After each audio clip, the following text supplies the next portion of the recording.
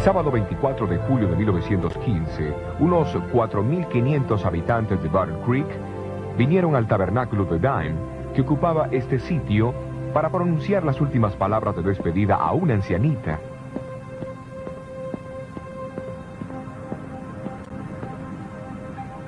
¿Qué convirtió a Elena White en una persona tan especial? He aquí el formulario de información biográfica que completó en marzo de 1909. En ese entonces tenía 81 años de edad y se describió a sí misma como teniendo 5 pies y 2 pulgadas o 158 centímetros de altura, 140 libras o 63 kilos y medio de peso, con tez más bien oscura, cabello gris y ojos grises.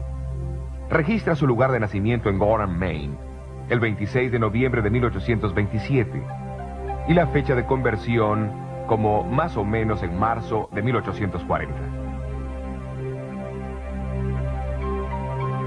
A fines de agosto de 1846, a los 18 años, se casó con Jaime White. Más tarde tuvieron 4 hijos. Enrique Nicolás, en agosto de 1847, Jaime Edson, 2 años más tarde, Guillermo Clarence, en agosto de 1854, y Juan Heriberto, en septiembre de 1860. Aunque esta información es interesante, no nos da ninguna idea de cómo se relacionaba con otros, o de cómo enfrentaba las frustraciones y las decepciones de su vida. ¿Será que como mensajera de Dios tuvo que soportar aflicción y enfermedad, o batallar con su apetito como la mayoría de nosotros?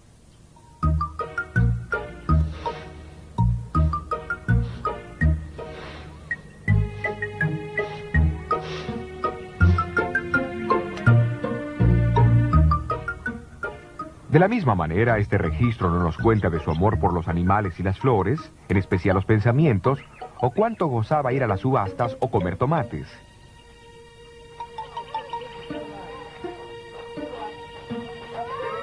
No nos cuenta de los incontables días que pasaba cuidando niños de otras personas, o de las joviales visitas que hacía a sus vecinos con productos de su huerta y sus prácticos consejos para los enfermos. En verdad, esta información nos cuenta muy poco sobre Elena como esposa y madre. Si hubieras vivido en Thompson, Battle Creek, Santa Elena o en Cornwall, Australia, y la hubieras conocido como una vecina o amiga, ¿cómo te hubiera impresionado? Thompson, en el estado de Maine, Estados Unidos, es un pueblo que está a unos 45 minutos de viaje en auto al noroeste de Gorham, donde Elena White nació.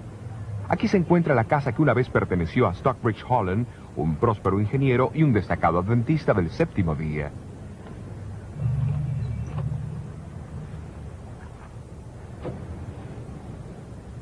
En octubre de 1847, los Holland ofrecieron a Jaime y Elena White, también a su pequeño hijito de solo 2 meses, Enrique, una parte de su casa en el segundo piso. Con muebles prestados, comenzaron su vida de hogar.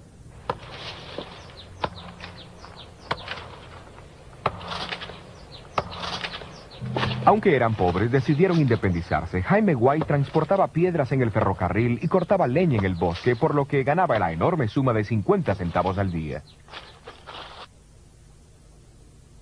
A pesar de la pobreza y del trabajo duro, la joven madre pudo escribir: Los sufrimientos y las pruebas nos acercan a Jesús.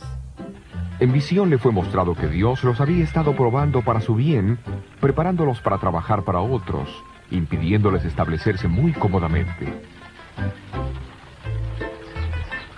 Convencidos de su deber de trabajar por la salvación de otros y sabiendo los rigores de los viajes de los 1840, los White se vieron forzados a tomar una decisión difícil. Elena escribió: Sola ante el Señor, con el sentimiento más doloroso y muchas lágrimas, hice el sacrificio y di mi único hijo a otros para que tuviese el cuidado y el cariño de una madre. Así dejaron al pequeño Enrique bajo el amoroso cuidado de los Hollands. Las frecuentes visitas ayudaban a mantener la unión entre los padres y su primer hijo varón. Y cuán felices se sintieron cuando pudieron llevarlo de regreso a su casa 5 años más tarde, como un niño bien entrenado en la oración. Por coincidencia, 10 años más tarde, en diciembre de 1863, ese Enrique, ahora con 16 años de edad, contrajo pulmonía en una visita a los Hollands. Sintiendo que no iba a sobrevivir, le hizo prometer a su madre que lo llevara a Battle Creek. y lo enterraran al lado de su hermanito Juan Heriberto, que había fallecido 3 años antes, a los 3 meses de edad, cuando dijo: así resucitaremos juntos en la mañana de la resurrección. Cuando nuestro noble Enrique falleció y nuestro dulce cantante fue llevado a la tumba, su canto juvenil se apagó y nuestra casa quedó desolada.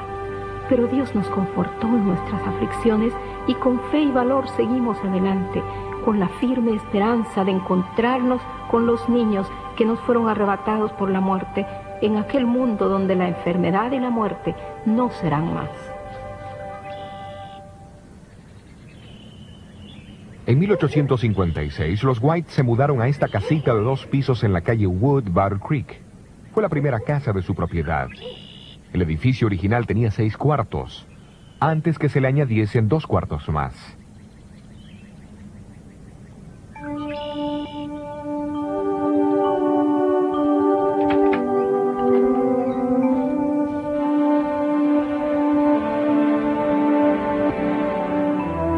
El cuarto del frente en el primer piso servía como sala de recibo. Hoy es un museo, pero entonces servía como un lugar para el culto matutino y vespertino de la familia. En 1859, Elena White comenzó a escribir un diario que provee muchos detalles de la vida de los White aquí en la casa de la calle Wood. Menciona el estar cosiendo pantalones y un saco para su hijo Edson, de 9 años. El 6 de marzo registra que Elena estaba haciendo un vestido. Después de cortar la tela y comenzar a coser, algo salió mal y lo tuvo que desarmar todo y comenzar de vuelta.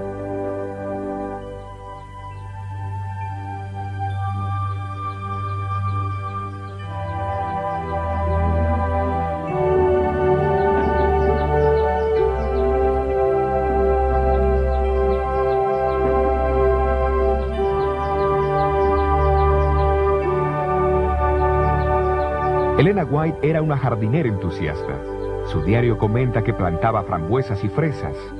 Su anotación del lunes 11 de abril cuenta que pasó la mayor parte del día haciendo un jardín para sus niños, porque quería que su casa fuese para ellos el lugar más placentero de todos.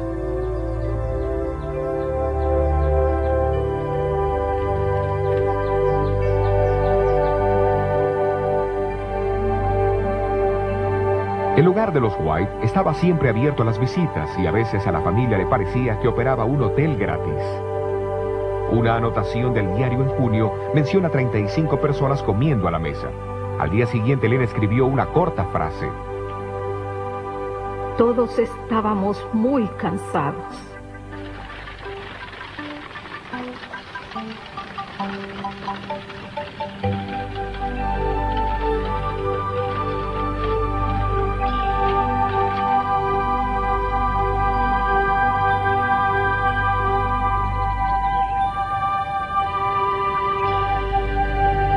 El viaje a las distintas iglesias demandaba gran parte de su tiempo. Durante los viajes largos, Elena no se olvidaba de sus niños y se mantenía en contacto con ellos por medio de frecuentes cartas.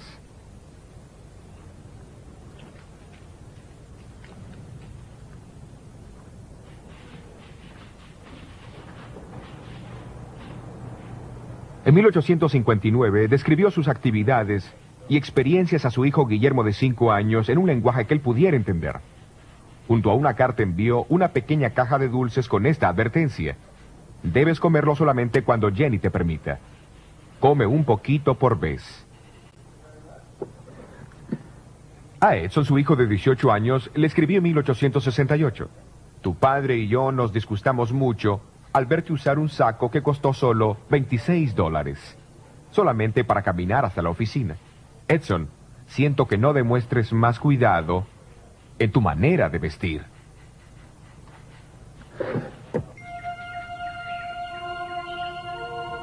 Cuando no viajaba cada mañana, dedicaba algunas horas para escribir. A la tarde se dedicaba a coser, remendar, tejer o hacer viajes ocasionales de compras al pueblo o visitar a los vecinos enfermos. Después de recibir la visión concerniente a la salud en 1863, los White regresaron a su casa, determinados a poner en práctica lo que ella había visto. Poco imaginó ella cuán dura sería la lucha con el apetito.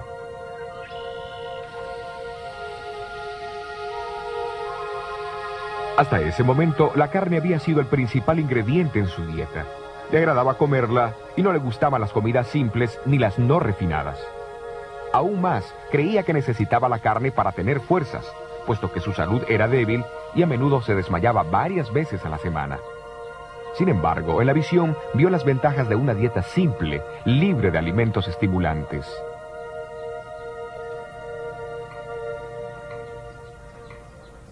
Así que instruyó a su cocinero que no preparara más carne.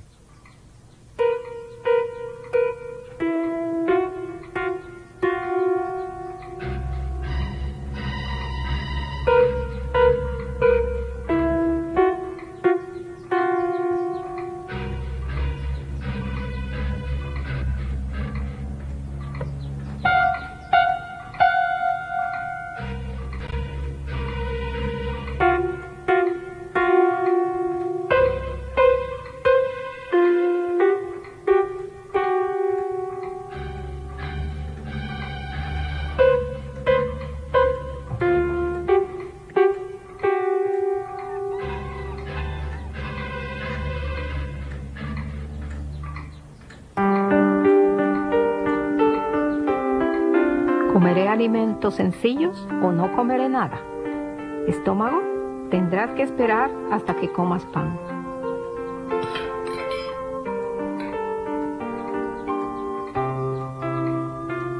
El éxito en esta lucha le trajo beneficios inmediatos. No pasó mucho tiempo antes que pudiese gozar de alimentos simples y saludables. 6 meses más tarde, escribió que nunca se había sentido mejor y que sus mareos y desmayos habían desaparecido.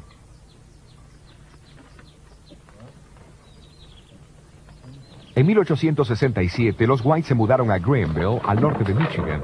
Por 2 años, Jaime había padecido de tensión, mucho trabajo y los efectos de una embolia cerebral. Su enfermedad impulsó a su propia esposa a tomar algunas extrañas medidas para tratar de ayudarlo a recuperar su salud. Aunque los médicos del Instituto de Hidroterapia de Danesville habían advertido a Jaime que la actividad física lo llevaría a otra embolia cerebral, su esposa había visto en visión que sin actividad física y mental no podría recuperarse. En el verano de 1867, Elena vio una oportunidad para envolver a su esposo en el ejercicio físico. Cuando el heno se estaba secando en los campos, visitó a sus vecinos y los persuadió a decir que estaban muy ocupados con su propia cosecha para ayudar a su esposo cuando éste les pedía ayuda. De mala gana, ellos aceptaron cooperar. De acuerdo al plan, cuando Jaime White solicitó ayuda, se sintió frustrado con la respuesta. Sin embargo, su esposa dijo: mostremos a los vecinos que nosotros podemos trabajar. Cuando lo hicieron, la gente del área se sorprendió al ver a la señora que hacía poco había estado conduciendo reuniones públicas, poniendo heno en la carreta, pisándolo y formando las parvas mientras trabajaba con su esposo y su hijo Guillermo. Pero lo más importante fue que su novedosa estrategia ayudó a restaurar la salud y el vigor de su esposo. Debido al primitivo estado de la fotografía de aquel tiempo, no hay ninguna fotografía de Elena White sonriendo, aunque un artista dibujó este cuadro basado en una antigua foto. En verdad, la señora White era todo menos malhumorada. Era conocida por disfrutar de una grata risotada en una divertida situación o de una conversación amena. Como muchos de nosotros, ganó peso con la edad. Cuando un amigo en Japón le envió un chaleco tejido llamado Abrázame fuerte, lo vio muy pequeño. Escribió expresando su gratitud por el obsequio y añadió: pero la hermana White es más gruesa de lo que algunos creen. Jaime y Elena White vivieron en Battle Creek la mayor parte del tiempo hasta 1881. Su vida matrimonial era feliz y compartían una relación tierna a pesar de sus fuertes personalidades y de algunas diferencias de opinión. Porque como los profetas bíblicos, Elena White tenía sus fallas. En 1876 tuvo ocasión de escribirle a su esposo: no estoy libre de fallas y errores en mi vida. Si hubiese seguido a mi Salvador más de cerca, no tendría que lamentar tanto mi desemejanza con su imagen. Repito, perdóname cualquier palabra o hecho que te haya entristecido.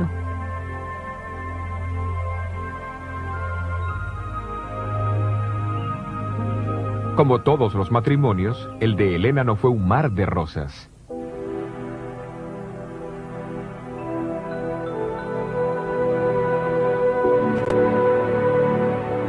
Cuando Jaime falleció prematuramente en Battle Creek en 1881 a los 60 años de edad, Elena White sintió la pérdida profundamente. Pero en el funeral habló de su resignación a la voluntad de Dios, de la esperanza del cristiano y de Jesús, quien ella dijo era más precioso para ella de lo que nunca antes lo había sido en su vida. Jaime White fue enterrado en el cementerio de Odd Hill, Battle Creek, cerca de sus dos hijos.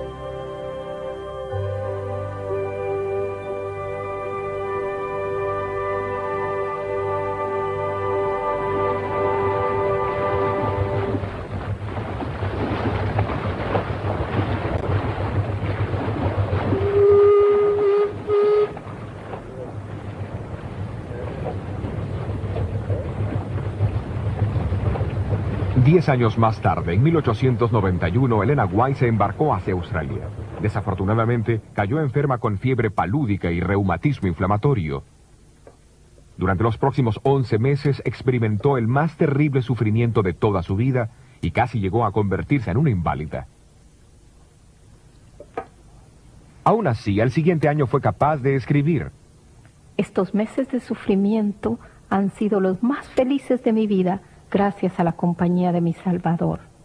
Estoy tan agradecida por haber tenido esta experiencia, porque me siento más cerca de mi precioso Señor. A través de la enfermedad, su amor y su tierna compasión fueron mi alivio y mi consuelo. Una de las razones para su viaje a Australia era el ayudar en la preparación de una escuela.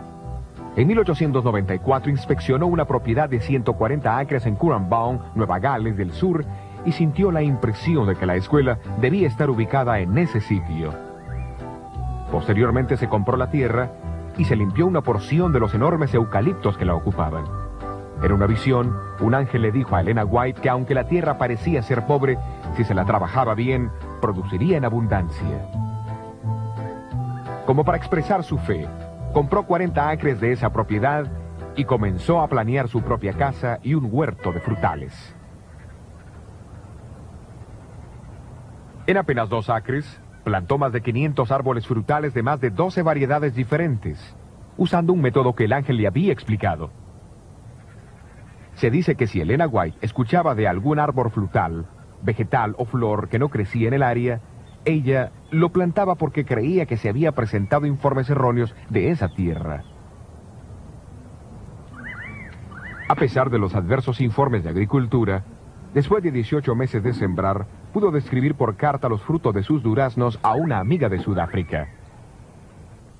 Estos son los más hermosos en apariencia. Nunca he visto unos más grandes. 2 de ellos pesaban 1 libra. Estamos viendo el cumplimiento exacto de la luz que el Señor me ha dado, que si se trabaja bien la tierra, dará sus tesoros.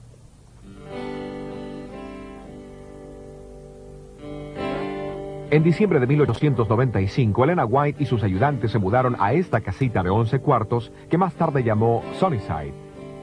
Estaba situada en la calle Avondale en Currumbine, no muy lejos de la escuela, y este fue su hogar hasta que regresó a los Estados Unidos en 1900.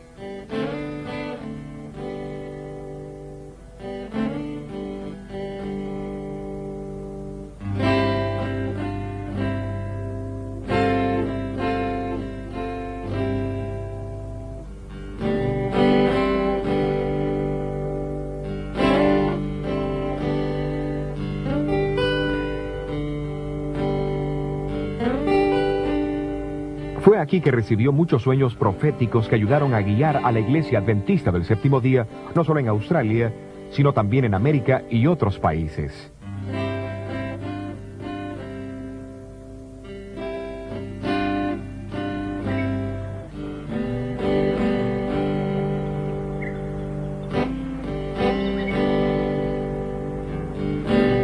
La escuela de Avondale sería una escuela modelo para la obra de educación de la Iglesia Adventista del Séptimo Día.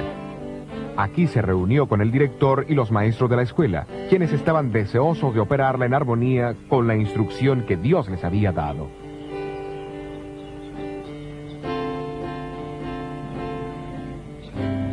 Aquí en Sunnyside, en 1898, completó su libro sobre la vida de Cristo, el deseado de todas las gentes. También cuidó aquí de sus nietos, así como de otros niños que necesitaban un hogar.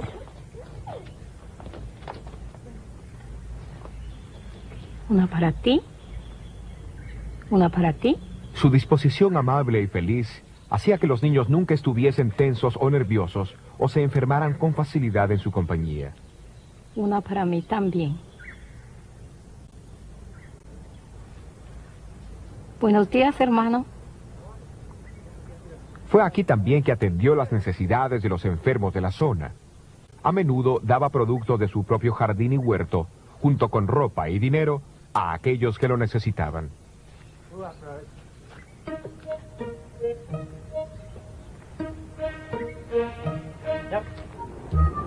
En una ocasión, un grupo de pescadores locales, agradecidos por su ayuda, enviaron una canasta de pescados a la escuela de Avondale. La cocinera, que estaba acostumbrada a servir alimentos vegetarianos, preguntó si debía tirarlos. Elena White respondió: «De ninguna manera. ¿Acaso no hay personas en la comunidad que estarían agradecidos por ellos? Envíales los pescados como un gesto de atención». Luego escribió una carta a los pescadores, agradeciéndoles su amabilidad y expresando su aprecio por su atención. Antes de salir de Sunnyside y de Australia a fines de agosto de 1900, la iglesia de Currumbine le regaló un hermoso álbum aterciopelado de autógrafos. Los mensajes escritos a mano venían de iglesias e individuos, expresando su aprecio, amistad y cariño.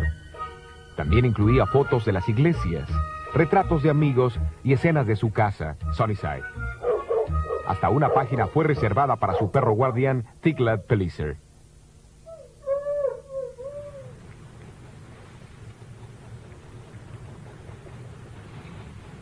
Elena White tenía 72 años cuando dejó Australia. En el viaje hacia América estaba intranquila respecto a dónde encontrar una casa. Pero 2 días antes que el barco anclara en San Francisco, Dios le aseguró en una visión que él tenía un lugar preparado para ella, donde encontraría paz y tranquilidad.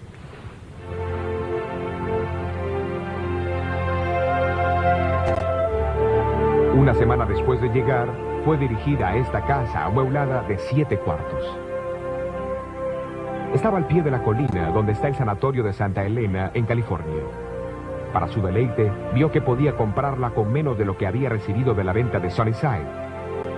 La residencia recibió el nombre de Elms Haven y sería su hogar durante los últimos 15 años de su vida.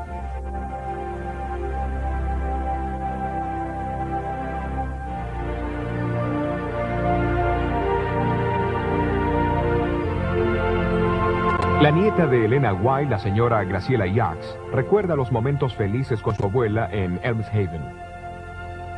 Casi siempre teníamos alguna bebida caliente para el desayuno. Malta caliente, a veces cocoa, que es leche achocolatada. Tomábamos mucha leche, un cereal caliente, bien cocido, servido con crema y fruta fresca. Si no era verano, cuando podíamos comer fruta fresca, casi siempre había compota. Pero generalmente, de ser posible, teníamos frutas frescas del jardín. Había un huerto con melocotones, manzanas, peras y hasta níspolas. Así que teníamos frutas casi todo el año. Las frutas era uno de los platos principales del desayuno. De vez en cuando comíamos un huevo en el desayuno, pues Elena White nunca dejó la leche y los huevos. Ella necesitaba los huevos y la leche como proteína. Hacíamos requesón. Ella no podía comer legumbres secas, hasta era alérgica a las lentejas. Y mi madre preparaba un asado delicioso de lentejas con aceitunas, pero la abuela no podía comerlo. Solo podía mirarnos mientras lo disfrutábamos. Parecía que no podía comer legumbres secas de ningún tipo, o sea que necesitaba comer huevos y leche mientras fuese posible, pero se aseguraba de que la leche sirviera para que no hubiese peligro de gérmenes, y también se aseguraba que los huevos fuesen de gallinas alimentadas con granos. Todos estaban felices, nunca ocurría algo desagradable en la mesa y a menudo pasaban cosas extrañas en la mesa, extrañas para algunos y no para otros. Recuerdo un señor con su esposa. Ella estaba encinta y quería un poco de pan blanco y su esposo no se lo dejaba tocar. Tenía que ser pan integral, que era bueno, pero ella quería pan blanco. Él le decía, no, no debes comer pan blanco. Bueno, ellos estaban sentados aquí a la mesa y Elena White miró a su alrededor después de la oración y vio a la señora. Esta estaba mirando el pan en la mesa. Solo había pan integral y Elena dijo, señora fulana de tal, ¿le gustaría un poco de pan blanco? Y eso era justamente lo que ella estaba esperando. Su esposo interrumpió, no, no debes. Tú siempre debes comer pan integral para tu nutrición, debes alimentarte bien. Pero de vez en cuando es bueno tener algo que a uno le gusta. Elena White parecía entender. Sin preguntar nada, añadió, permítame buscarle pan blanco. Y así lo hizo. Me imagino que su esposo se debe haber incomodado, no lo sé. Ella no era intransigente, ¿cómo puedo decir? Ella no quería que nosotros tomáramos sus escritos como una prisión. Sus escritos servían para orientar las diferentes actividades de la vida. Todos la querían. Ella solía subir a su carruaje e ir a los viñedos donde los hombres estaban trabajando. Paraba y conversaba con ellos sobre diferentes tópicos. Y si escuchaba que un nuevo bebé había nacido, no importaba si eran adventistas o no, se subía a su carruaje por la tarde para llevar algún regalo para el bebé. Ella reconocía que algo bueno había ocurrido, o sea, a ellos, a la gente, y ella disfrutaba también. Elena era una persona muy extrovertida.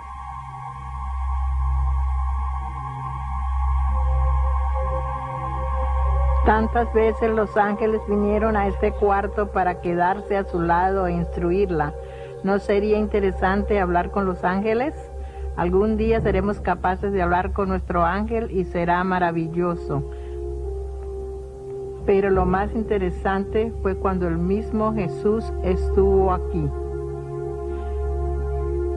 Y no puedo olvidarlo.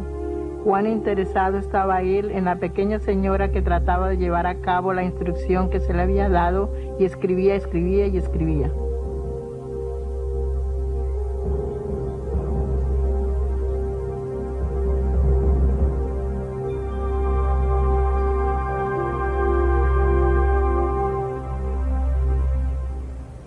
Elmshaven hoy es casi igual a lo que era cuando Graciela visitaba a su abuela aquí.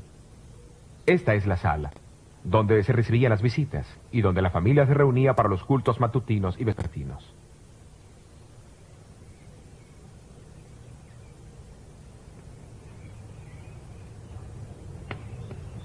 A Elena le encantaba especialmente esta chimenea con sus azulejos pardos representando la leyenda del rey Arturo y sus caballeros.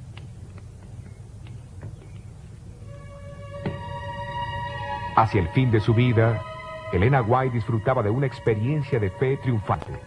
Conocía a Jesús como su Salvador y amigo, y soñaba con el hogar en la nueva tierra que había visto en visiones tantas veces. A menudo mientras caminaba por la casa, se la podía escuchar cantando las palabras compuestas por Guillermo Hyde en 1845. Él las había escrito después de escucharla contar su primera visión del cielo, recibida en diciembre de 1844. Elena gustaba especialmente de la última parte del himno. Estaremos allá, unidos con los redimidos allí, corona y vestido tendremos con él, y por siempre el descanso será. Fue al entrar en el cuarto donde escribía un sábado de mañana en febrero de 1915 que tropezó, cayó y se fracturó la cadera.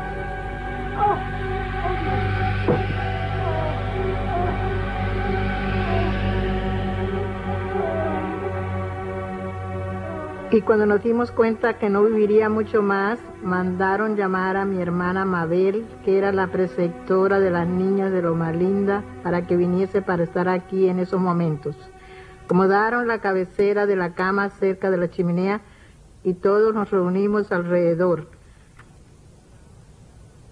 Y respiraba cada vez menos profundo y finalmente cesó de respirar. No hubo ningún conflicto. Nos preguntábamos si iría a decir algo. Uno siempre se pregunta si las personas han dicho algo al final, pero ella no lo hizo. Ya había dicho lo que quería decir. Yo sé quién he creído. No hubo pánico. Así que ella dejó de respirar tranquilamente en julio a las... ¿Qué hora es en ese reloj? 4 menos cuarto.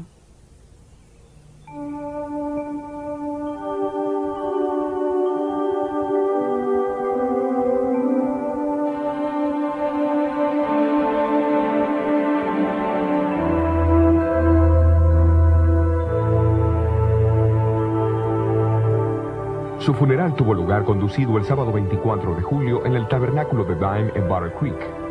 Unas 3.500 personas se apertujaron en la iglesia y unas 1.000 más se quedaron en el césped afuera.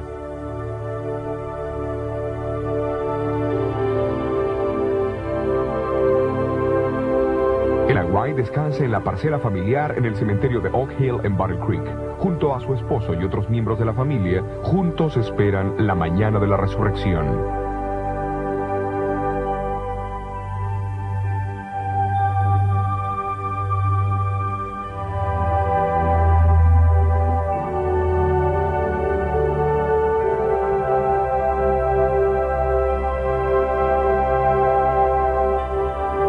Como todos los mensajeros de Dios a través de las edades, Elena White experimentó las alegrías y las tristezas de la vida. Como ellos, no perdió la originalidad de su personalidad, ni fue dotada súbitamente con habilidades que no poseía antes. No fue una santa esculpida como estatua, sino alguien que siempre se vio como una pecadora, salva por la gracia de Dios. Como los profetas que la precedieron, luchaba contra la tentación. Lamentaba cuando su carácter no representaba a Cristo. Poseía a veces una memoria defectuosa. Tenía sus gustos y desagrados y su propia manera de vestirse y atender la casa. Reconocía sus limitaciones de conocimiento y entendimiento, aparte de las revelaciones recibidas del Señor, y lamentaba su inhabilidad para escribir mejor. Pero también fue una esposa, madre y amiga expresiva, cariñosa y generosa, profundamente devota a su Dios y a aquellos que la rodeaban. Escogida por Dios como su mensajera para la iglesia adventista del séptimo día, Dios la usó a través del don profético para traer unidad de fe, para guiar y fortalecer la iglesia, para magnificar los principios de su palabra y para proporcionar a hombres y mujeres una visión más clara de Jesús. De sus escritos ella declaró: ellos hablarán constantemente y su obra avanzará hasta el final del tiempo.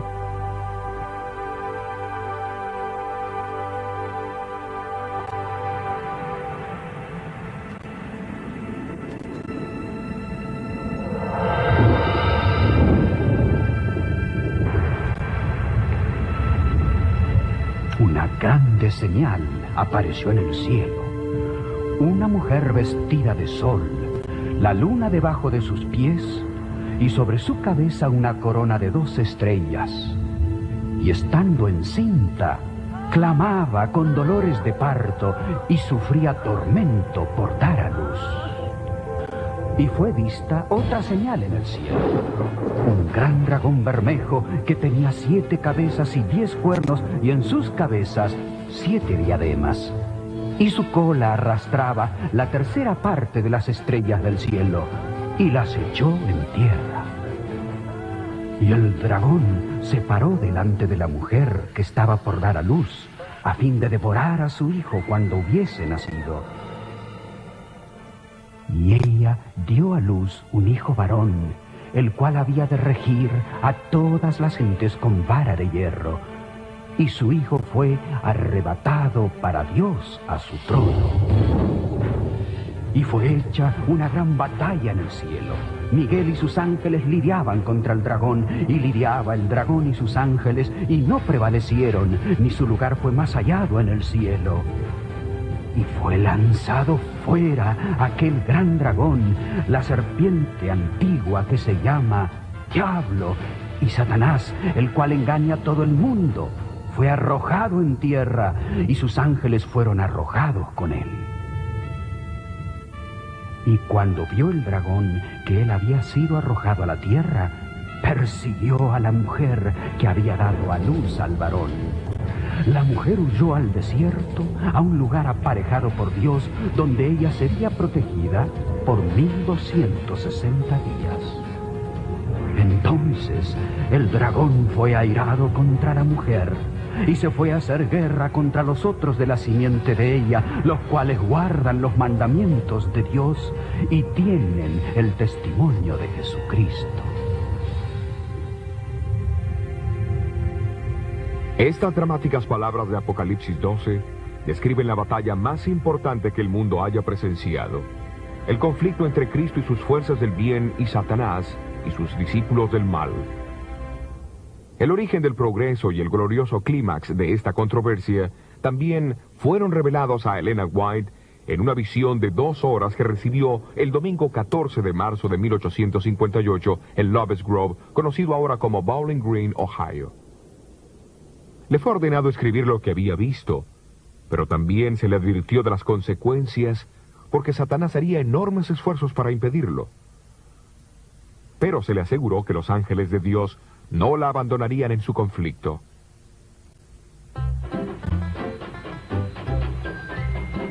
Luego descubrió lo que eso significaba. Al día siguiente, Jaime y Elena White dejaron Bowling Green y tomaron el tren hacia Battle Creek, Michigan. En el camino, hicieron planes para escribir y publicar lo que ella había visto.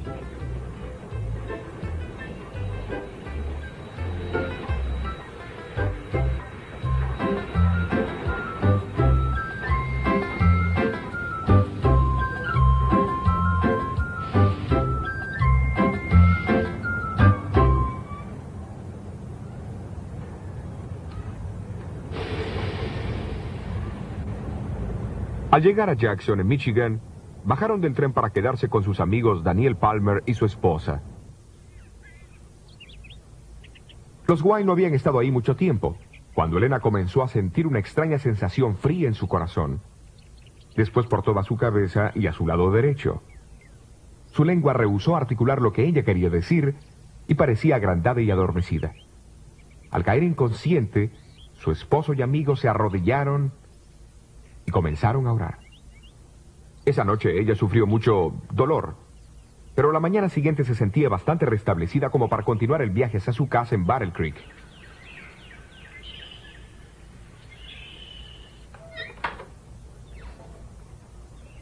Elena White fue llevada por estas escaleras hacia su habitación, donde por varias semanas no sentía el toque de la mano ni el agua más fría sobre su cabeza. Se esforzaba para pararse y caminar, pero a veces caía desvalida al piso.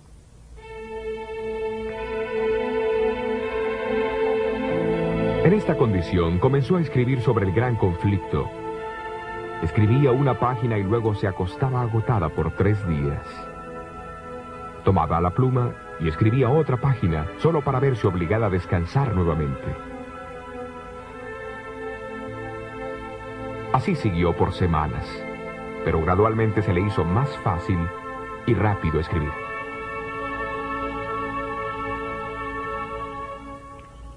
En septiembre de 1858 se imprimió este pequeño volumen. Lleva el título Dones Espirituales Volumen 1. El gran conflicto entre Cristo y sus ángeles y Satanás y sus ángeles. Contiene 41 capítulos, comenzando con la caída de Satanás y concluyendo con la segunda muerte. Durante los 57 años restantes de su vida, Elena White recibió otras visiones sobre la historia del gran conflicto. También estudió los escritos de historiadores que le otorgaron fechas y detalles de menor importancia no presentados en las visiones. Todo esto, juntamente con su conocimiento de la Biblia, la habilitaron para aumentar grandemente su primera narración y a escribir una historia coherente con lo que ella había visto. Al fin, estos 5 volúmenes en la serie del conflicto de los siglos, de 3.600 páginas, expusieron más detalladamente el origen, el progreso y los eventos finales del gran drama de los siglos. En la introducción al libro El Gran Conflicto, Elena White explica por qué le fue revelada la escena del prolongado conflicto entre el bien y el mal y por qué se le instruyó a comunicarla a otros. En el gran conflicto final, Satanás empleará el mismo plan, manifestará el mismo espíritu y obrará con el mismo fin, como en todas las épocas anteriores. Lo que ha sido volverá a ser, con excepción de que el conflicto venidero será marcado con una intensidad terrible que el mundo jamás vio. Los temas de ese conflicto y los hechos finales de la gran controversia de los siglos están descritos en Apocalipsis 13 y 14. El capítulo 13 predice que todos los habitantes de la tierra serán llevados a una decisión final de sumisión y lealtad hacia Cristo o a Satanás. Para prepararnos para esta crisis final, Dios envía un triple mensaje de advertencia descrito en Apocalipsis 14.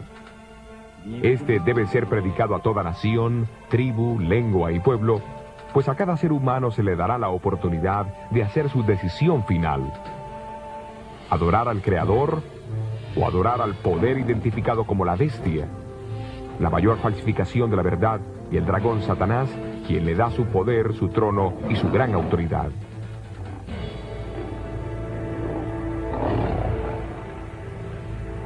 Pero de acuerdo a Apocalipsis 14, este mensaje no se envía hasta que el gran juicio final de Dios comience en el cielo. A su hora, un pueblo se levantó para anunciar que el tiempo del juicio había llegado. Guillermo Miller proclamó el pronto regreso de Cristo. Hiram Edson señaló 1844 como el comienzo de la obra del juicio final de Cristo en el santuario celestial. Raquel Oakes compartió el conocimiento del séptimo día sábado, preservado a través del tiempo. José Bates reconoció su significado profético al preparar a un pueblo para la segunda venida del Señor. A Elena White le fue dado el testimonio de Jesús, el don de profecía, para proporcionar orientación y dirección en la proclamación del Evangelio eterno. A través de sus visiones, Dios dirigió la creación mundial de escuelas, colegios, hospitales, fábricas de alimentos saludables, editoriales e iglesias. Todos esos se dedican a compartir las buenas nuevas del gran amor de Dios y el pronto regreso de Jesús. Personas de todas las naciones están respondiendo al llamado de Dios para adorarlo como Creador y Redentor. La Biblia los identifica por su fidelidad a Jesús y porque guardan los mandamientos de Dios, expresado en su amor a Dios y al prójimo. Para un mundo que busca un rayo de esperanza en medio de la oscuridad creciente, de enfermedad y desesperación, de violencia y de temor, ellos traen un mensaje de sanidad, reconciliación y liberación. Jesús murió por los pecados de todos. Vive para brindar perdón a aquellos que lo piden. Está a punto de regresar para establecer un nuevo mundo, donde el dolor y las lágrimas y la muerte no existirán jamás.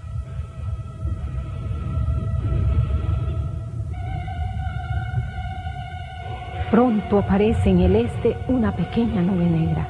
Es la nube que envuelve al Salvador. El pueblo de Dios la contempla en silencio solemne mientras va acercándose a la tierra, volviéndose más luminosa y más gloriosa, hasta convertirse en una gran nube blanca. Jesús marcha al frente como un gran conquistador. Entre las oscilaciones de la tierra, las llamaradas de los relámpagos y el furor de los truenos, el Hijo de Dios llama a los santos dormidos. Los justos vivos son transformados, ahora son inmortales, y juntamente con los santos resucitados, son arrebatados para recibir a Cristo su Señor en el aire. Con cantos de alegría suben juntos a la ciudad de Dios. El gran conflicto ha terminado, ya no hay más pecado ni pecadores, todo el universo está purificado. Desde el átomo más imperceptible hasta el mundo más vasto, todas las cosas animadas e inanimadas declaran en su belleza sin mácula y en júbilo perfecto que Dios es amor.